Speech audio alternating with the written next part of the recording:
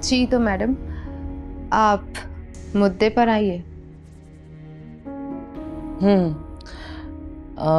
Actually आपने जो कुछ कहा था बिल्कुल सही कहा था, लेकिन मैंने उस वक्त आपकी बात को रद्द कर दिया क्योंकि मैं नहीं समझती थी कि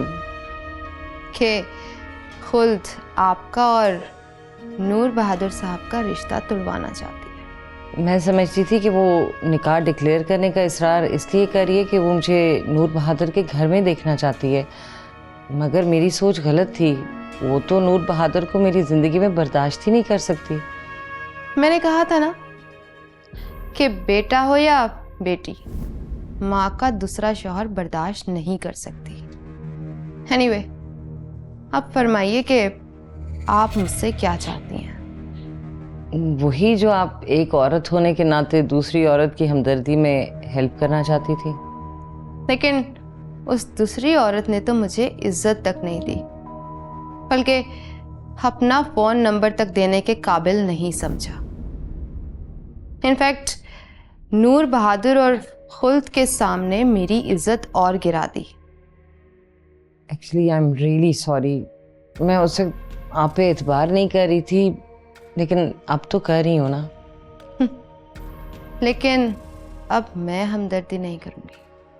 आई मीन सिर्फ हमदर्दी नहीं करूंगी। मैं कुछ समझी नहीं। मामलात को संवारने या बिगाड़ने के लिए यकसुई से सोचना पड़ता है, और जहनी यकसुई सिर्फ उस वक्त हासिल होती है जब फाइनेंशियल सपोर्ट अच्छी हो। ठीक है, मैं ये काम करने के लिए तैयार हूँ, लेकिन मैं सिर्फ उस वक्त सपोर्ट करूँगी जब आप मुझे फाइनेंशियल सपोर्ट करें। मुझे नूर बहादुर की ज़िंदगी में जाने के लिए किसी को पैसे देने की ज़रूरत नहीं है। वो पहले से ही मेरी ज़िंदगी में है। अरे, आप तो शायद बुरा मानिए। देखिए शकीला, मुझे निकाह डिक्लेयर करने की कोई जल्दी नहीं है। मैं तो सिर्फ इतना चाहती थी कि खुल्द नूर से झगड़ा ना करे। तो इसमें मैं क्या कर सकती हूँ? एक्चुअली आपके अल्फाज बहुत इम्प्रेसिव होते हैं और सामने बैठने वाले के जहन को तो यूं ग्रिप करते हैं। तो मैं चाहती हूँ कि खुद को थोड़ा सा समझा दें।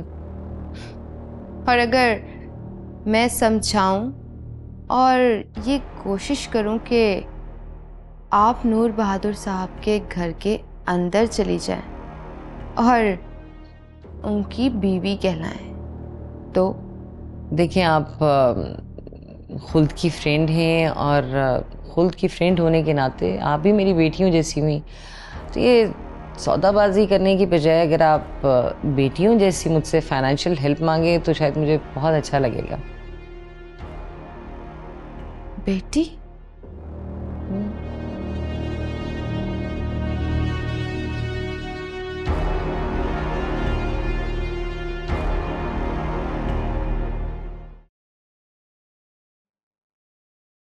सब वही। अब मेरा मतलब पारस, आप कौन? मैं सोच भी नहीं सकता था कि आपसे यूं अचानक मुलाकात हो जाएगी। मैं आपको नहीं जानती। आपने मुझे पहचाना नहीं? दरअसल हमारी मुलाकात सेवी बहादुर की मंगनी पर हुई थी। ओह हाँ, चेहरा कुछ जाना पहचाना तो लग रहा है। एनीवेज, कहिए। मैं आपसे वहां भी बात करना चाहता था, मगर आप तो। मैं जरा जल्दी में हूँ, अभी भी एक फोटो शूट के लिए जा रही हूँ और वहां से भी लेट हो रही हूँ। पारस, मुझे कुछ तो वक्त दीजिए अपनी बात करने के लिए। मैं जरा बिजी हूँ। खैर, आप कहिए। फिर वही बात, आप मुझे तसल्ली से मेरी बात तो करने दीजिए। प्लीज आप मुझे अपना नंबर दे दीजिए। दरअसल मैं आपको कॉल करके हाई टी पे इनवाइट करना चाहता हूँ। एक्चुअली मुझे अपना नंबर याद नहीं है। नंबर याद नहीं है। अच्छा, आप मेरा नंबर नोट कर लें, मुझे मिस कॉल कर दें। मेरे पास बैलेंस नहीं है, आप फीफी से मेरा नंबर ले लीजिएगा। बाय। आप कॉल तो पिक कर लेंगे ना मेरी?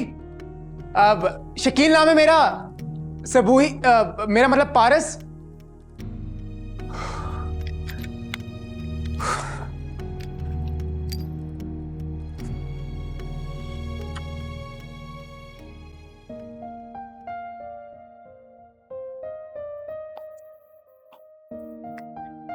सभी शकीला का मैसेज आया। वो कह रही है कि जॉब की कोई टर्म्स एंड कंडीशंस हैं, वो हमें तय करनी है। मेरी अल्लाह ताला से ख्वाहिश है कि मैं इसी तरह आपकी तमाम खुशियां पूरी करता रहूं और आप मेरी। अच्छा चले ठीक है, वो पहुंच रही है तो मैं रेडी होकर आती हूँ। अरे भाई, तैयार होने की क्या जरूरत है? आप इतनी प्यारी लग रही हो, इसी तरह मिल लेना। व्हाट? इस होले में? वो क्यों? देखिए, ये मैं बात जानता हूं कि शकीला आपसे हसद करती है, और जो लोग आपसे हसद करते हैं ना, वो आपको बुरी नजर से भी देखते हैं, और मैं नहीं चाहता कि इस बुरी नजर की वजह से आप पे हल्की सी भी आंच जाए। आखिर मेरी नई नई शादी हुई है, थोड़ा बहुत तो रेडी होना चाहिए ना। एक तो लोग मेरी बात ही नहीं समझते। चलें, जैसे आपकी मर्जी। ठीक है, मैं रेडी होकर आती हूँ।